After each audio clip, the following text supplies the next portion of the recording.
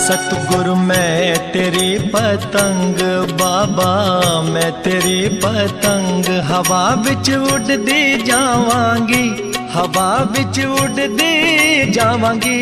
साइया डोर हथों छड़ी ना मैं कटती जावांगी। सतगुरु मैं तेरी पतंग बाबा, मैं तेरी पतंग।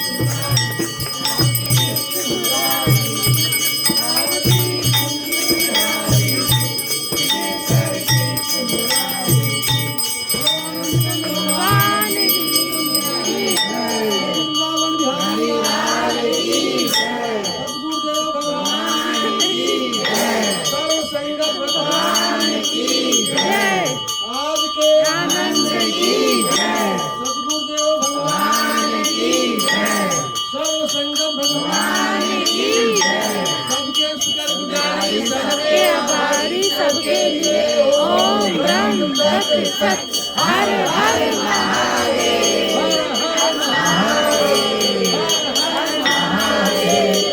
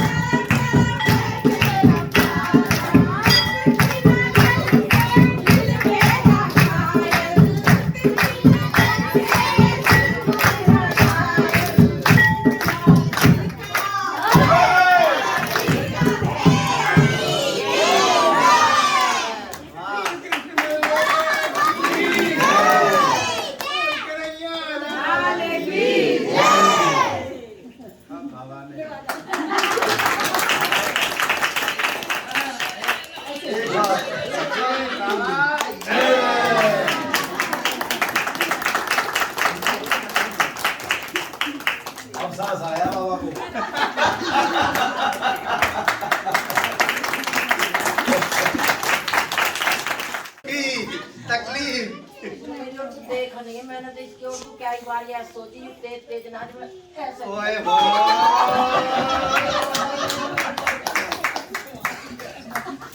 इस इंतजार में भी मत रहो, कोई हमारी तरफ देखेगा, हमें ही देखना पड़ेगा, समझ रहे हो?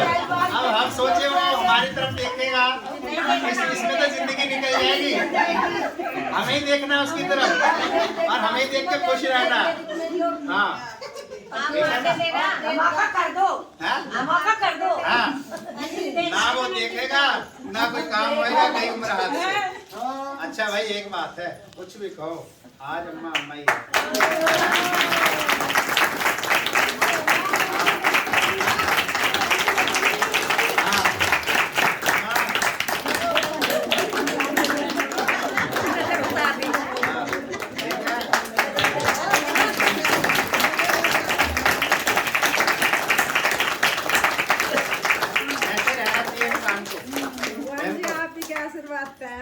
हाँ कौन होटल जाए लेके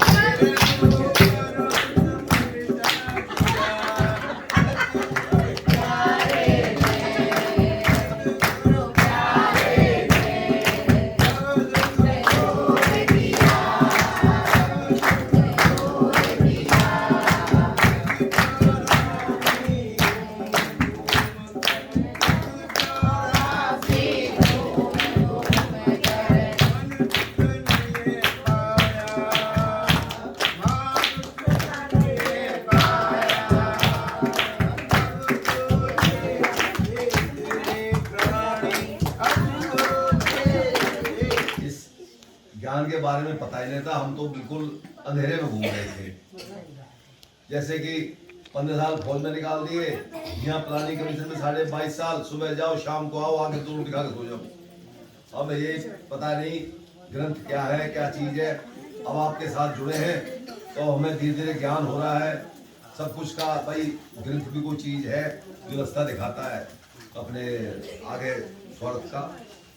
और सबसे बड़ी बात यह है कि भगवान जी के जो दर्शन तो बदला ही करता है, पर यह है कि उसकी लाइन पे हम चल रहे हैं और चलते रहेंगे जब तक सांस है।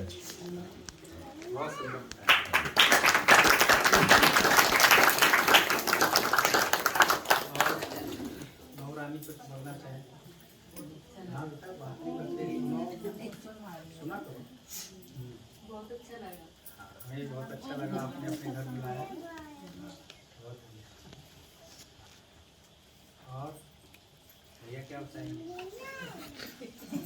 भैया तो ऐसे ही है, बोल रहे हो आगे ये ना बोलता कुछ भी। हाँ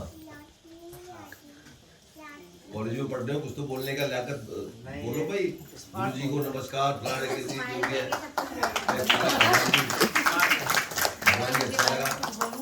ये तो बोल ही सकता है। मुझे बहुत अच्छा लगा आप हमारे घर आए। कोई बात नहीं, कोई बात। मैंने अंकल के बारे में कुछ बताऊं? हाँ भगवान मैं सबको मतलब जिसे पहले शुरुआत में तो अम्मा को जोड़ा, फिर मैंने सोचा धीरे धीरे और उनको जोड़ दिया। मैंने कहा अब इनसे भी शुरू करती हूँ। ये उस समय दुखी थे तो मैंने इनको भी मतलब कहते कहते ये भी पिघल भी जाने लगी। उसके बाद मैंने कहा नंबर इनका है। अच्छा इन पे भी आई धीरे धीरे इन पे आई भगवान। तो इनसे कहा, मैंने कहा अंकल सत्संग चला करो, बहुत अच्छा लगता है, वहाँ जाओगे तो 2-4 दिन आप नहीं, ये चलना। तो बात है, मेहनत करी है इन्होंने। मैंने कहा भगवान भी जोड़े, मेरे से नहीं जोड़ा अभी तक। मैंने कहा भगवान आप चलना। क्या है मतलब कैसे जोड़ते हैं आप? मैंने कहा भगवान आप चलना। सबसे पहले मुझे ले गए। लगेगा तो 2-4 दिन आप चलना, नहीं अच्छा लगेगा तो मत जाना, फिर मैं नहीं कहूँगी। ये भगवान गए। अब वहाँ कुछ था 23 तारीख का शायद कुछ था। अब भगवान है ना? हाँ तो उनका भी चला गया था, 12-13 साल का था बेटा। हाँ तो बड़ी उनको भी लगी, और जबकि उसकी शादी भी कर दी। हाँ फिर वो, हाँ और फिर उसकी जो है वो फिर छोटे वाले को सेव करवाई। पिताजी ने कहा कि नहीं भाई हम ऐसे नहीं छोड़ेंगे, अभी हमारे है तो हम ले आएंगे, नहीं होती तो बात अलग है। बहू तो बना ही रहती हम उसको, तो बहू हमारी है। तो फिर उसके आती है परेशानी, पर क्या कर सकते हैं, कुदरत कुछ नहीं बना कुदरत भगवान के हाथ जी। में है सब, कुछ नहीं बना है, कुछ नहीं कर सकते। मरो भी नहीं जा। हाँ, नहीं कुछ नहीं कर मरना सकते। चाहा बस इंसान तो मरो भी नहीं एक जा। ही आसरा सहारा है प्रभु की भक्ति, और कोई आसरा सहारा। और कोई सहारा इसलिए जितने भी हों अपना प्रभु की भक्ति में ही हम सब बने रहते हैं, लगे रहते हैं। ऐसा नहीं कि मृत्यु और नहीं होगी, मृत्यु और भी होती रहेंगी। हरिओम, मैं समता योग विद्यालय से नूतन। आज हम आपको लेके चलते हैं बीबीओ, तो हम लोग प्यार से वो बीबीओ बोलते हैं। हमारे बहुत प्यारे सत्संगी हैं जो हमें सत्संग में जुड़े हुए हैं। आज उनको उनसे आपको मिलवाएंगे और उनके अनुभव के बारे में आपको बताएंगे। तो चलो चलते हैं बीबीओ भगवान के घर। अभी तक हमने महेंद्र जी की पत्नी जी से बात करी और उनकी छोटी बहू से। अब हम मिलते हैं उनकी बड़ी बहू से, वो भी रेगुलर सत्संग जाते हैं। उनसे उनका अनुभव पूछते हैं कि उनका अनुभव कैसा है। ये है बबली जी। बताइए बबली जी, कैसा अनुभव है आपका? बोलो गुरु भगवान की जय, गुरु माता की जय, श्री कृष्ण भगवान की जय, श्री राधा रानी की जय, सर्व संगत की जय। सत्संग से बहुत फायदे होते हैं।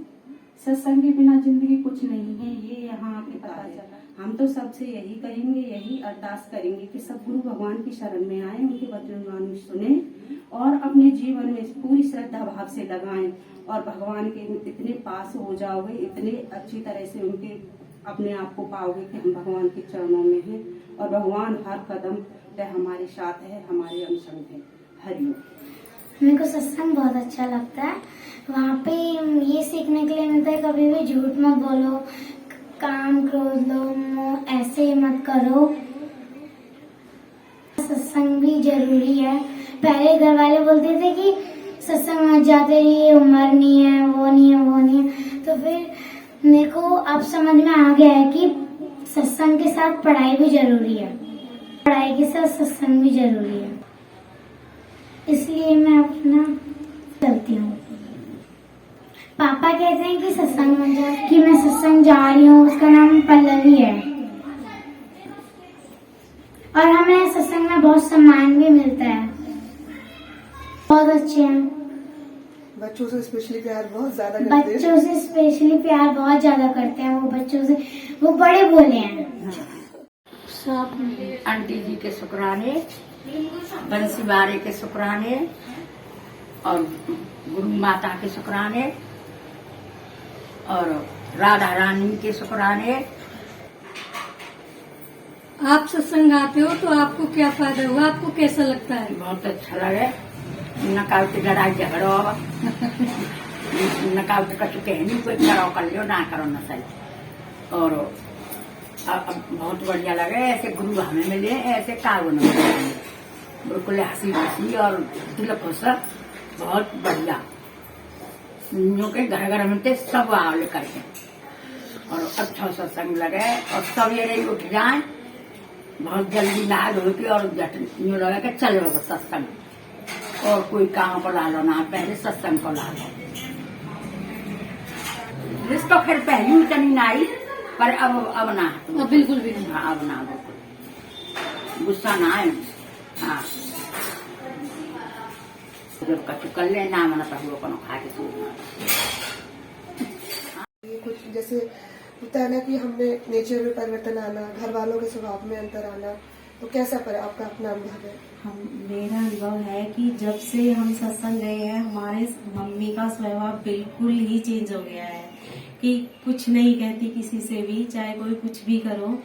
और भैया की मुझे ये बात सबसे अच्छी लगती है, मुझे ये बात सबसे अच्छी लगती है, हम किसी के सत्संग में जाते हैं तो परमिशन लेनी पड़ती है। भैया बोलते हैं आओ सत्संग, और किसी भी चीज की कोई रुकावट नहीं है। वो सबको बोलते हैं। स्वभाव, मेरी बच्ची बचपन से सत्संग जाती है और वो आज भी जाती है, और हम उसे कितना भी डांट लें, लेकिन वो पढ़ाई करती है रात को 12 बजे तक, लेकिन सत्संग जरूर जाएगी। अब मैं आपकी बेटी से मिलना चाहूंगी, चंचल से, और मैं कुछ पूछना चाहूंगी उनसे। ठीक है, मैं अपनी बेटी से जरूर मिलाऊंगी। चंचल आओ बेटा। ठीक हूँ। और सत्संग में जाके कैसा लगता है? बहुत अच्छा। क्या सीखने को मिलता है? कि किसी से बाहर आप तो वहाँ बोर हो जाते हो ना, वहाँ पे कुछ है ही नहीं है क्या? नहीं, बोर तो नहीं होते। क्या है फिर वहाँ पर, बताओ। वहाँ पर गुरु भगवान है, मेरे को बहुत अच्छे लगते हैं। अच्छा, क्या बात अच्छी लगती है उनकी? उनकी कभी झूठ मत बोलो, किसी से लड़ाई झगड़ा मत करो, सब में भगवान देखो।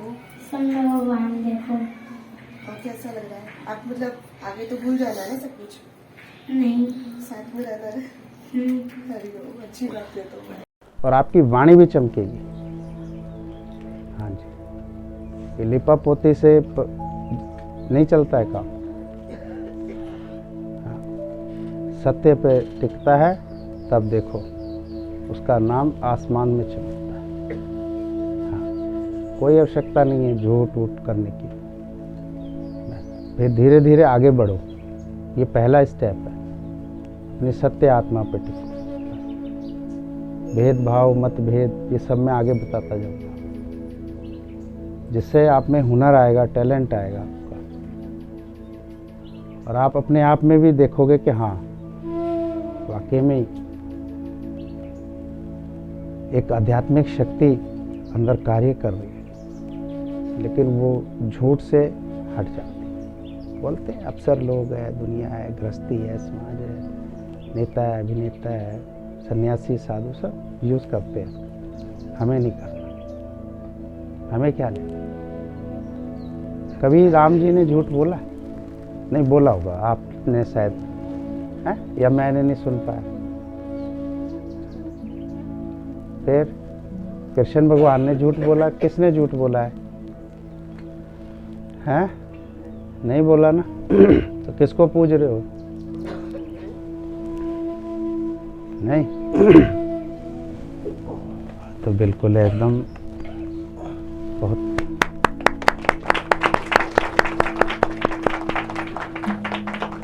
बैक गियर लग रहा है वेद प्रकाश जी, बैक गियर लग गया जिंदगी का। गवर्नमेंट आपको ले ना जाए दोबारा। ये तो होता है, सत्संग से बहुत फर्क पड़ता है। और सत्संग ना हो तो चेहरा भी देखो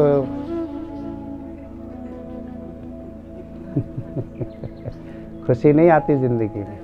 मुझे चेहरा क्या देखा, खाने पड़े रहते तो चेहरा तो खराब होगा ही, पड़े हाँ ठंड में। सही बात है। अब कम से कम प्यार होकर जिंदगी में जब तक भी जियो मेरे भाइयों बहनों, सत्संग मत छोड़ना। मेरे गुरु ने मुझे बोला, वही मैं आपको बोलता हूँ बस। सत्संग कभी मत छोड़ना, ना सुबह का छोड़ो ना शाम का छोड़ दो। इन नौकरियाँ, बिजनेस, घर गृहस्थी, बालक बच्चे सब छोड़ दो, तो छोड़ने पड़ेंगे एक दिन, मैं आपको बता रहा हूँ। और इतनी उम्र हो गई है जिनके 50 से 55 से ऊपर हो गए ना, तो ये तो बिल्कुल ही छोड़ दो। हाँ, एकदम रम जाओ सत्संग में बस। ये तो जितना इसमें जाते जाओगे कुछ नहीं मिलने। कब श्वास बंद हो जाए, कब पटेरा बंद हो जाए, यहाँ से जाना पड़े। ये पैसे की हवस कभी ख़त्म नहीं होती इंसान की। आज देख लो हमारे बुजुर्गों ने 1 मंजिल में गुजारा कर लिया था, हमारे 5 मंजिल में भी नहीं होगा। 6, 7, 8 मंजिलें चोरी छुपे डल रही हैं, नहीं हो रहा। किराया कमा लूँ, इसमें रह लूँ, उसमें रह लूँ, ये कर लूँ, इसको बेच दूँ, सब इसी नींद में एक में पड़े हैं। फिर और वो 1 मंजिला में गुजारा करके ज़िंदगी बिता गए। और हमें मुश्किल लग रहे हैं 10-5 साल ज़िंदगी बिताने में। कितनी बची है? जो 60 साल वाले हैं उनकी बची कितनी है? 60 साल तो बचे नहीं है, ये तो कंफर्म है।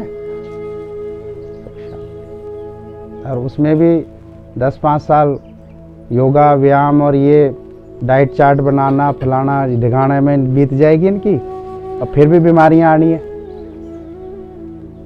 फिर भी बीमारी आती है शरीर में। फिर 10-5 साल वो गोली दवाई और हॉस्पिटलों में निकल जाएंगे। फिर क्या वो साथ संगत में बैठेगा, क्या सत्संग सुनेगा? तो जिंदगी जो बची है वो प्रभु को सौंप दो, विश्वास करके।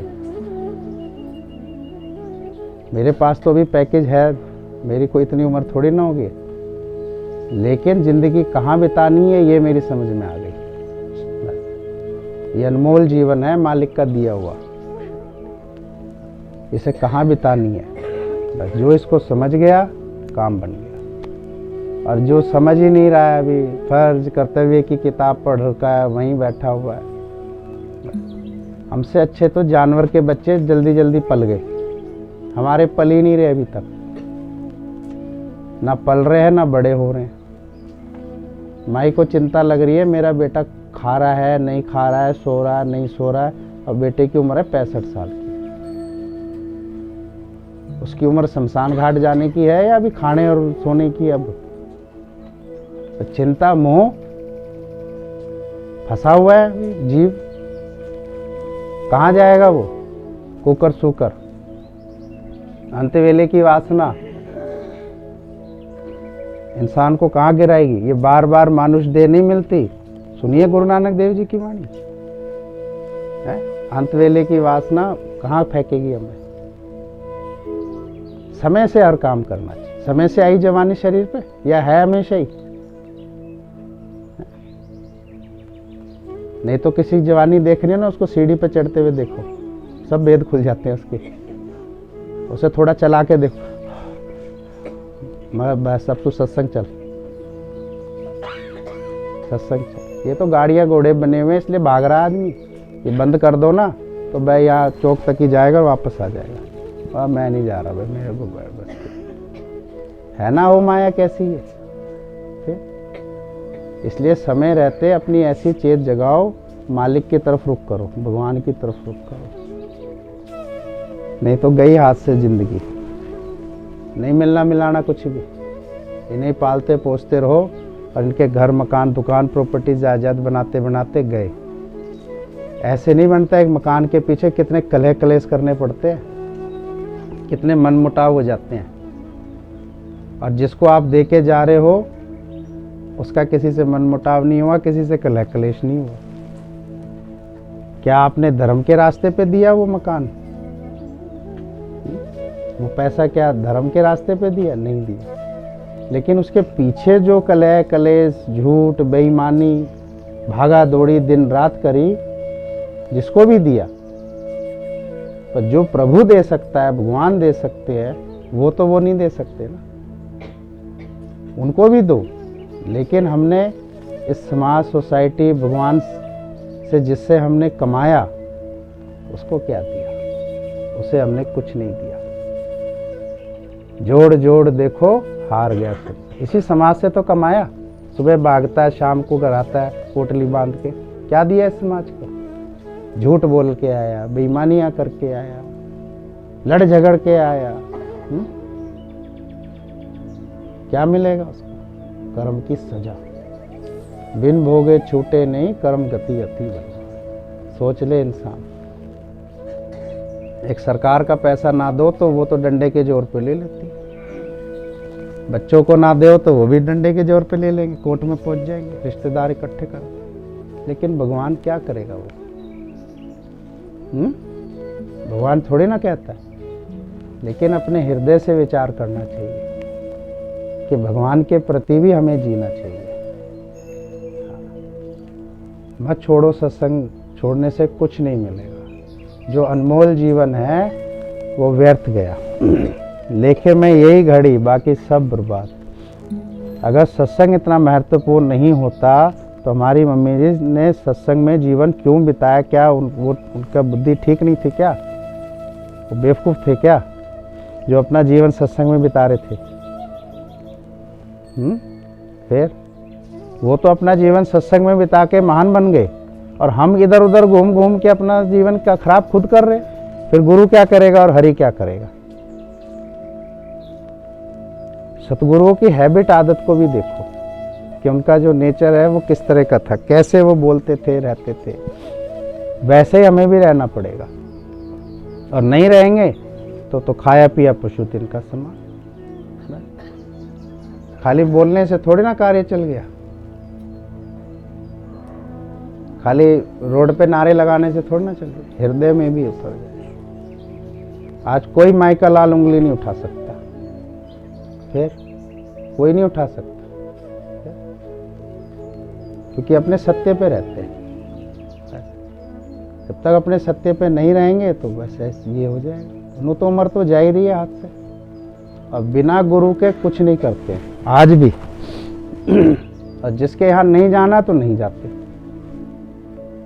जिसने भी सत्संग बंद कराया उसके यहाँ तो जाना ही नहीं है, मतलब ही नहीं है। जो सत्संग को नहीं चाहेगा, सत्संग संगत को नहीं चाहेगा और हमें चाहेगा, हमें क्या लेना देना है? पहले संगत को चाहे, सत्संग को चाहे, तब हमें किसी के कुछ नहीं चाहिए, हमें क्या लेना देना है? हमें पता है सब कुछ छोड़ के जाना है यहाँ से। अपने हिस्से की जिंदगी किस्मत में जो मिला वो भी छोड़ के जाना है, तो दूसरे का लेके हमने क्या करना है? आस औलाद का, इसका उसका, रिश्तेदार का, फलाने का, हमने क्या करना? अपनी जिंदगी हमारे धीरे धीरे हाथ से खिसक रही है। जो संग में उपजा शरीर वही देखो अब गोली दवाइयों पे आ गया, परहेजों पे आ गया, ये मत खाओ, वो मत खाओ, ये मत खाओ। तो जब ये हमारा शरीर ही हमारा नहीं है तो ये संसार कहाँ से हो जाएगा? किसी के भी धन दौलत, किसी के भी ओहदे, तिनका सा भी हम ये नहीं कहते हमारे लिए ये कर दो। हमें ना करना है, ना करवाना है, ना मतलब। नाम यहाँ कराते किसी से कोई मतलब नहीं हमारा। हमें किसी का भार अपने सिर पे चढ़ाना ही नहीं है भाई। अपनी जिंदगी को बिल्कुल हल्के करके रखना है। क्या जरूरत है हमें किसी का एक बाल बराबर भी हम कोई फायदा नहीं, नरक में गिरना है हमें? क्या मतलब है? जिंदगी को बहुत सावधानी से जीना है। इतनी और चीजें नहीं संभालना, अपना जीवन संभालना है। ये तो गया हाथ से, फिर क्या हाथ लगा हमारे?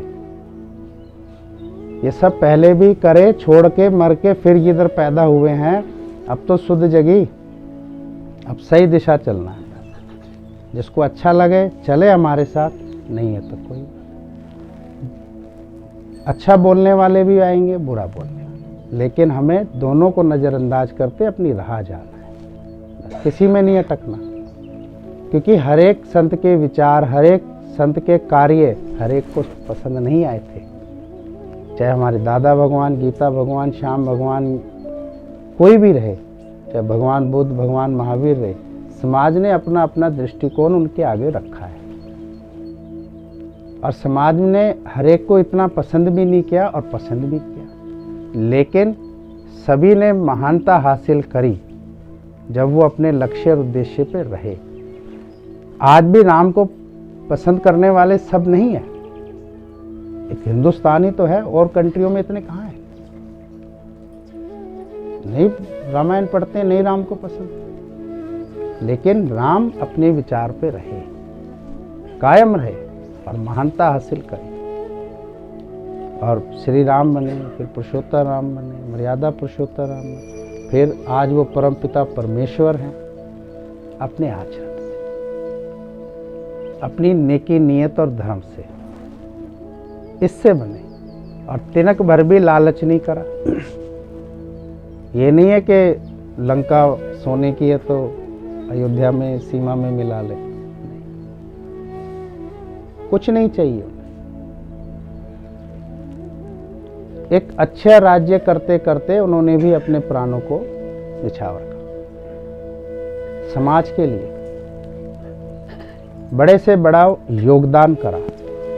तो ये ऐसे योगदान ही हम इंसानों को करने हैं। आज हम सब में क्या है? उंगली उठाएंगे, आपके सत्संगी उठाएंगे, आपको नहीं बोलेंगे, लेकिन अपने चहेते को बोलेंगे।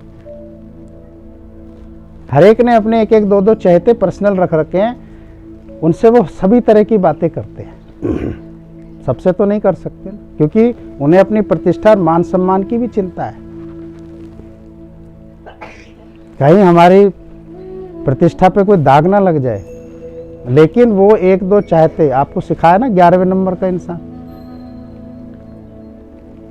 तो वो अपने एक दो चाहतों से ऐसे गुफ्तगू करते हैं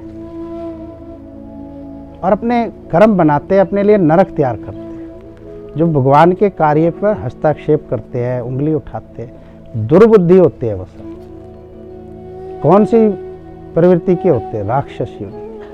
विरोध किसने किया? रावण ने किया।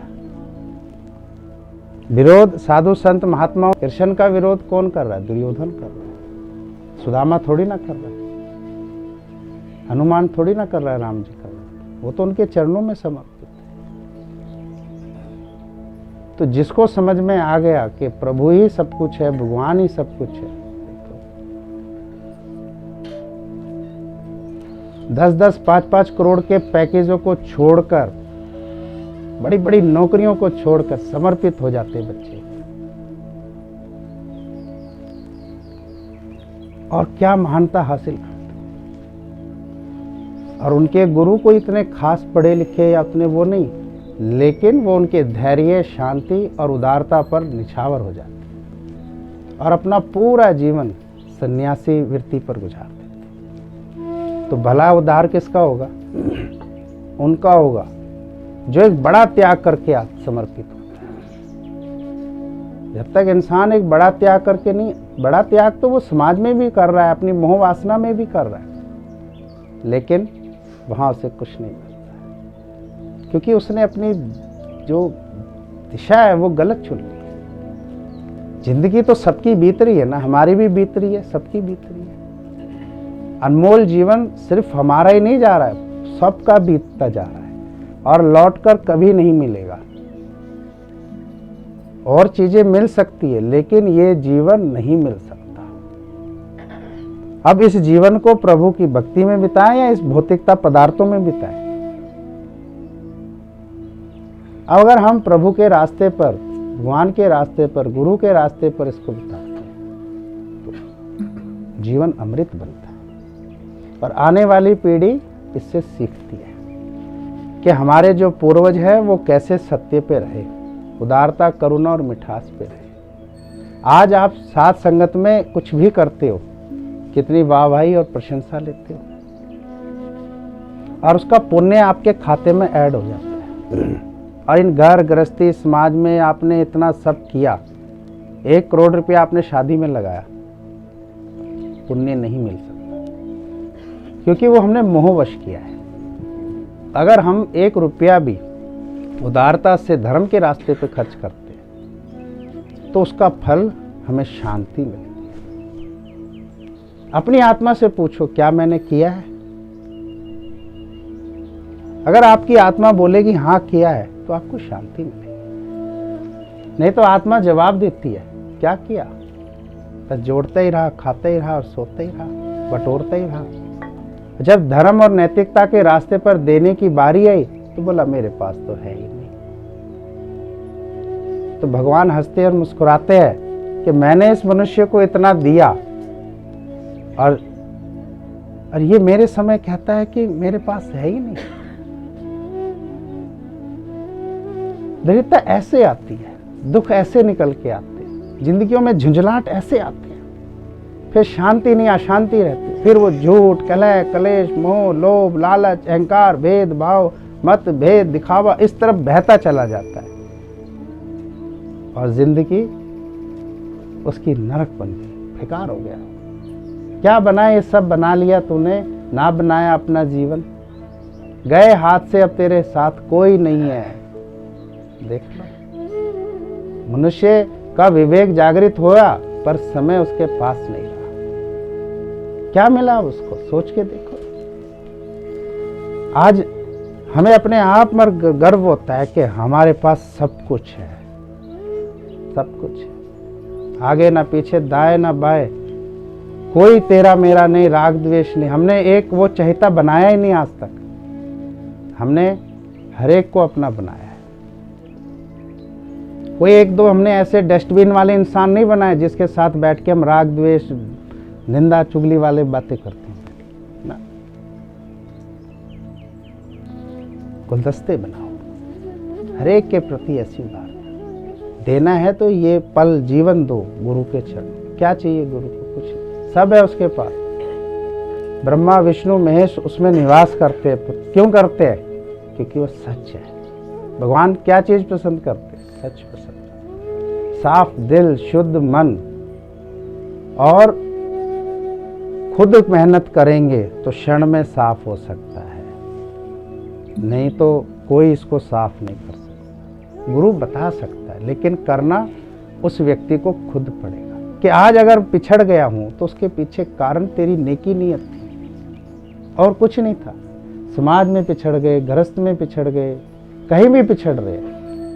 पिछड़ने का मतलब समझते हो? मनोबल से पिछड़े हुए, आत्मबल से पिछड़े। धन दौलत से नहीं कह रहा हूं मैं, धन दौलत तो सब पर होती है, सब पे आजकल, कोई बड़ी बात नहीं। आप हर गली में देख लो बिल्डिंगें खड़ी हो गई, हर बिल्डिंगों में गाड़ियां पार्किंगों में ढेर खड़ी हैं, लेकिन किसी को देने के लिए नहीं है, अपने भोग भोगन के लिए रखी है। किसी के लिए नहीं है, अपने भोग भोगने के लिए खड़ी कर रखी है, अपने रुतबे शान और शौकत को दिखाने के लिए। लेकिन उनसे बदले में वापसी में मिला क्या?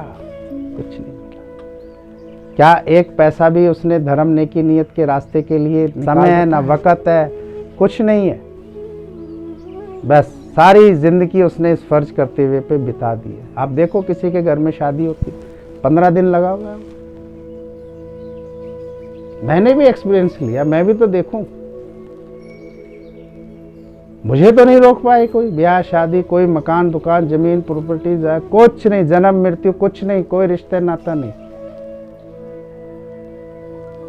क्यों? क्योंकि मेरे लिए महत्वपूर्ण नहीं है। मेरे लिए महत्वपूर्ण है भगवान की भक्ति और उसके भक्तों के चरणों की धूल बन के रहना, ये महत्वपूर्ण है और कोई महत्वपूर्ण नहीं। तो श्वास निकलो, जल्दी करो। ये जीना भी कोई जीना है क्या? ये भी क्या जीना है? डर भय चिंता, ये सब गीता शास्त्र हमें सिखाती है। ये सब हमें इसने ताकत दी, इसने शक्ति दी, इसने रमज और समझ दी है। ये सिर्फ कोई धर्म ग्रंथ या सिर्फ एक पुस्तक या सिर्फ खोल के मैं 4 जनों को बैठ के बता दूं, उससे क्या मिला? बताया ना खुद को, तूने सारी दुनिया को बता रहा है, उससे क्या मिला? उससे क्या मिला?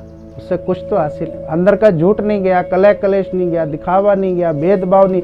जात पात सत्संग में करते हैं बैठे बैठे, बहुत जात पात करते हैं। मरते हैं जाके इधर उधर खाते रहेंगे, लेकिन प्रसाद मैं नहीं खाता। मर तू, करेगा गिरे गड्ढे में, ठीक है, कहाँ जाएगा? विस्टा खाएगा हुआ।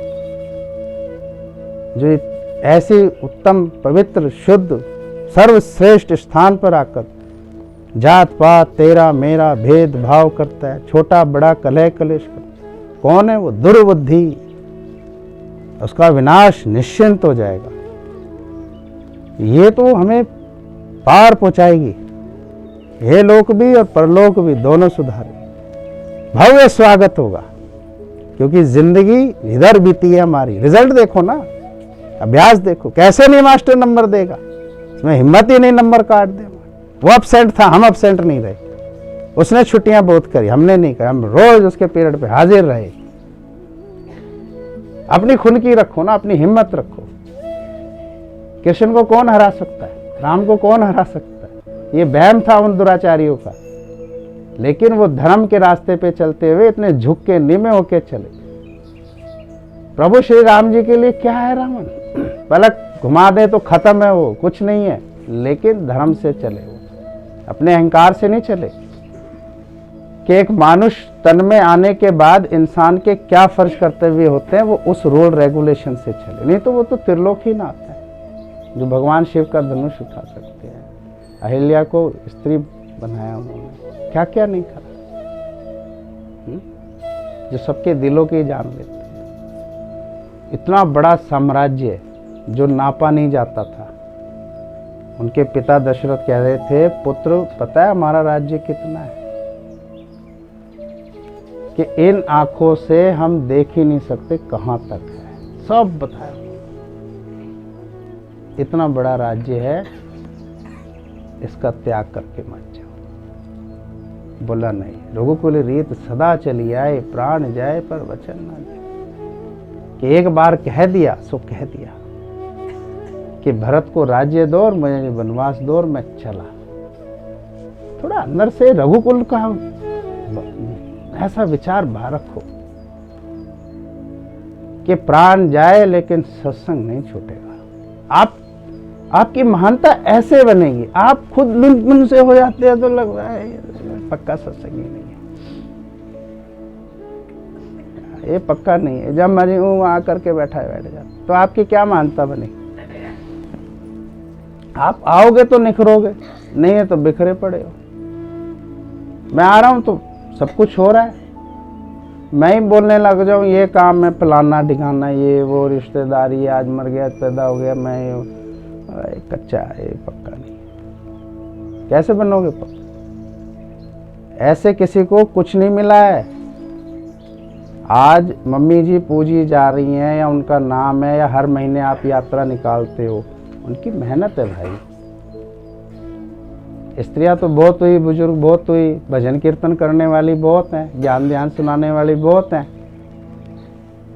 ऐसा नहीं है कि नहीं है, बहुत है। गली मोहल्ले में बने हुए हैं ये खोमचे, वो खोमचे ही हैं, वो सत्संग नहीं है, वो खोमचे बने हुए हैं, सिर्फ अपनी वाहवाही को बटोरने के लिए हैं।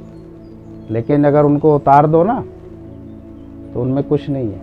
आर्टिफिशियल ज्वेलरी नहीं होती है, वो ब्याह शादी में अच्छी लगती है, वैसे पहनो तो बावड़ी कहलाती है वो। क्योंकि ब्याह शादी में सब पता है नकली चलता है? असली चेहरा भी नहीं दिखता है, सब नकली है, असली कहाँ दिखता है। लेकिन जब असली सत्संगी को जब कसौटी पे उतारा जाता है तब पता चलता है, ऐसे थोड़ी ना पता चलता। ऐसे तो जब टाइम है तो हाँ हम सत्संगी हैं, और फिर बाकी दिन कहाँ हो भाई, तो वो सत्संगी नहीं है। वो फिर असली सोने को अग्नि पे उतारा जाता है, और सुनार भी खुश होता है, बहन जी बढ़िया है, हाँ, अच्छे दाम मिलेंगे, बहन भी खुश होती है। तो खुशी आएगी भाई, सब कुछ आएगा, मेहनत तो करो। मैं भी तो गया हूँ शाम को, मेरे भी 10 काम थे, लेकिन मैं गया हूँ, मैंने भी त्याग किया, मैंने भी वैराग लिया, मैंने भी बहुत बुराई ली, अभी भी लेता हूँ मैं तो बुराई। ऐसा थोड़ी ना कि मुझे अभी नहीं देते, मुंह पे नहीं देते तो किसी को तो देते हैं, और जिसको दे रहे हैं वो मुझे बता देता हूँ, क्योंकि वो मेरा ही है, उसे पता ही नहीं है कि वो मेरा है। कितना ही बोल दे उसको, भाई बोलिए मत यार, वो देखो अपने आप ही बोले, मुझे पता है ना, क्योंकि वो मेरा है। फिर तो मैंने उसको कहा तू मत बोलिए, तू बोलेगा फिर तुझे कुछ नहीं बोलेगा, तू एक्सेप्ट करता रहिए बस। तो जी आप क्या करोगे? मैंने कहा हम भला करेंगे, बीमारी लगी हुई है उसको भाई, हम क्या करेंगे? भला करेंगे, हम उद्धार करेंगे, हम कल्याण करेंगे। अपने आप देख लो, जो भी हमारे लिए कुछ भी बोलता है उसे कुदरत अपने आप पछाड़ देती है। हम थोड़ी ना, हमने कभी किसी को दिया, आपने बोला कभी धक्का मुक्की या कुछ करा, अपने आप ही कुदरत उसको पछाड़ देती है। जैसी करनी वैसी, यही है। तो जीवन कहाँ किस तरफ देना है, ये आपका आज़ादी का विचार है, क्योंकि इंसान को परमपिता परमेश्वर ने स्वतंत्र बनाया। झूठ को छोड़ना ही पड़ेगा बस। ये हासिल जो चीजें हुई है ना, ये ना सोचना ये हासिल हुई है हमको। क्या हमें शांति, धैर्यता, सहजता हासिल है, तब तो समझ लो कि वाकई में ही हम कामयाब हुए। और ये सब बाहरी चीज़ें तो ना किसी की बनी है, ना किसी की ये होती है, ये आर्टिफिशियल है, ये मिथ्या जगत संसार। और हम इससे नहीं किसी को भी मान सम्मान देते, ना इससे हम कोई उसकी तरफ रिश्ते, ये माया वाले रिश्ते होंगे। हम जो साधु समाज जो किसी को मान सम्मान देता है तो वो उसकी भक्ति से देते हैं, उसकी मेहनत और उसके पुरुषार्थ से देते हैं, चाहे वो किसी जाति कुल वर्ण का हो, चाहे उसके पास कितनी विद्या हो, कैसे ही रूप रंग हो, कैसे ही उम्र हो, कैसे ही उसका कार्य हो, कुछ भी हो, हमारा उससे कोई ताल्लुकात नहीं होता।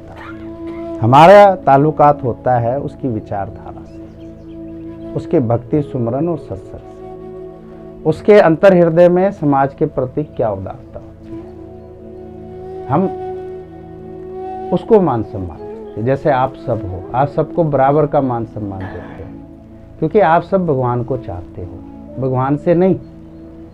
आप ही सिंगल ऐसे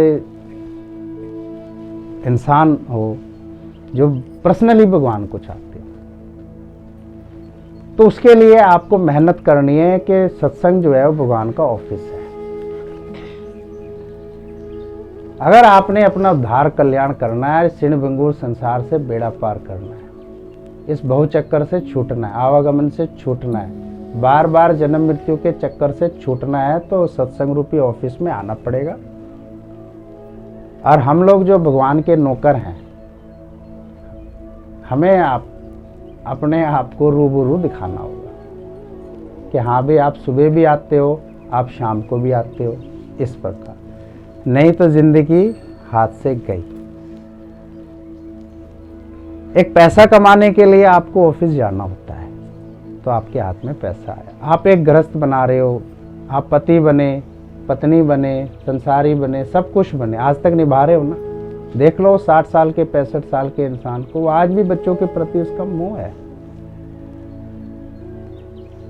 हालांकि उसकी अब वानप्रस्थ और सन्यास की उम्र है, लेकिन वो आज भी आसक्ति और मोह में अटका पड़ा। तो अब कौन कहाँ जन्म मिलेगा, वो छूट जाएगा। इस बहुत मलमूत्र से मुंह निकलता है, और मलमूत्र मलमूत्र ही होता है, चाहे वो पशु का हो चाहे मनुष्य का हो, उसमें कोई फर्क नहीं होता। और बार बार वहां से निकलना बड़े शर्म और लानत की बात है। तो ये जो जीवन है, अपने इस जीवन का उद्धार करना मनुष्य का पहला फर्ज होता है। तो अपनी उम्र को समझो, अपने फर्ज कर्तव्य को समझो। मर्जी आपकी है। ये ऑफिस होता है सत्संग, ऐसे नहीं आपका जब दिल करा आ गए, जब दिल करा नहीं आए, मन करा सुबह आ गए शाम को नहीं आए, और अपनी मन बुद्धि से चलना, तो फिर काम नहीं बनेगा। पहला आपको गुरु को रिझाना पड़ता है। कैसे रिझाना है गुरु को? गुरु को सिर्फ आप सत्संग आओ, और कुछ नहीं चाहिए। बस कि आप सत्संग आओ, श्रद्धा विश्वास और निष्ठा से आओ। प्रॉब्लम सबके पास है। प्रॉब्लम तो तब भी थी जब हम पेट में थे। हाँ, प्रॉब्लम ये नहीं है कि अभी हमारे बच्चे हुए हैं या हमारी शादियां हुई हैं या बच्चों की शादियां करनी तो प्रॉब्लम कुछ नहीं होती। ये सिर्फ मानसिकता की सोच होती है। हर चीज़ से मैं निकल के मैंने बहुत अच्छे से अनुभव किया है। ऐसा नहीं है कि मैं कोई वैसा साधु हूँ जो पहाड़ों पे बैठा हूँ, मेरे आगे पीछे घर गृहस्थी नहीं, सब कुछ है। और सब चीज़ को अनुभव करते हुए मैं आपको बता रहा हूँ, कोई बाधा ऐसे नहीं है जो हमको रोक दे सत्संग आने से। ये हमारी खुद की मानसिकता होती है, खुद के मन के बंधन होते हैं, खुद के मानकर बैठे हुए हैं इसलिए। और फिर इंसान सोचता है कि मेरे को सब पूछे। क्यों पूछे भाई? हम उसको पूछते हैं जो रोजाना आता है या मेहनत करता है। उसके उद्धार और कल्याण का विचार हम अपने अंतर्हृदय में रखते हैं और भगवान से प्रार्थना करते हैं, इस आत्मा का कल्याण करो, इस आत्मा का उद्धार करो, इसके आवागमन का चक्कर आप खत्म कर दो। फिर भगवान कहते हैं क्यों? हम कह रहे हैं ना, हम कह रहे हैं ना करो इसका, तो करते हैं वो। नहीं तो फिर कौन उनके यहाँ आके बैठेगा? उन्हें भी थोड़ा सा रहता है ना कि जो नौकर अच्छा काम करता है, जी मालिक क्या बोलता है, जी। अब जो नौकर आए नहीं रहा, जाए नहीं रहा अच्छे से, तो मालिक उसकी सुनेगा? फिर थोड़ी ना मालिक उसकी सुनेगा, फिर नहीं सुनने वाला उसकी मालिक, है ना। जैसे आप देखिए हनुमान जी ने सुग्रीव जी का सारा रखा, बोला आप प्रभु इस पर हाथ रख दीजिए, इसका कल्याण कर दीजिए। बोला क्यों? बोला हम कह रहे हैं ना। आप देखिए ये उंगली विभीषण पे भी उठी थी। जब विभीषण का प्रस्ताव लेकर जब उनके कक्ष में वहाँ कुटिया में जब पहुँचे, तो सब ने, जामवंत जी और थे, नल जो भी थे, सब ने कुछ ना कुछ बोला, लेकिन हनुमान जी ने बोला नहीं प्रभु, ये आपके भक्त हैं, आप इनका उद्धार। तो प्रभु श्री राम किससे सहमत हुए? क्यों सहमत हुए? क्योंकि कंटिन्यू रेगुलर वाला स्टूडेंट है वो, है। फिर समुद्र लांग के कौन गया? अंगद ने कहा मैं लांग तो जाऊंगा, आना मेरा मन मुश्किल है। जामवंत ने कहा मैं कोशिश तो कर सकता हूं, पर भरोसा मुझे भी नहीं। तो फिर हनुमान, तो प्रभु श्री राम भी समझते हैं ना, क्या अहम भूमिका निभाई है, तो अहम भूमिका निभा रहे हैं ना। है ना, अहम भूमिका निभा रहे हैं ना। फिर नहीं तो इतने फर्ज करते हुए कि बाधाएं हमारे पैरों को भी पकड़ती है, पर सबको ठोकरे मारकर प्रभु के चरणों में अपने माथे को टिकाते हैं। हमारे पास कोई बहाना नहीं है सत्संग आने के लिए, ना कोई झूठ है बस, और ना आएगा। आखिरी श्वास जब निकल जाए तो बात अलग रही, हाँ तब तो बात अलग रही, नहीं तो आखिरी श्वास तक ये माथा जो अहंकार का, ये आपके चरणों में चूर हुए पड़ा रहे। ऐसा होता है ये मनुष्य का दिमाग, बहुत चालाकी, चतुराइयाँ, होशियारियाँ, समझदारियाँ बहुत करता है वो। तो सोचता है थोड़ा सा मैंने ये सब तामझाम बना लिया, मैं बहुत हो गया। अरे ये तुम संसार वालों के लिए हो, हमारे आगे कुछ नहीं हो, कुछ नहीं। जब अपना अहमता ममता करता गल जाएगा, ये काम क्रोध लोभ मोह खत्म हो जाएगा, विषय भोग हट जाएगा, भोग विलास से तू मुक्ति पाएगा, ब्रह्मचर्य का जीवन बिताएगा और गुरु चरणों में झुक के गुरु की आज्ञा को मान के चलेगा तब। हाँ, नहीं तो गई जिंदगी हाथ से। आया कुछ समझ में नहीं आ रहा है?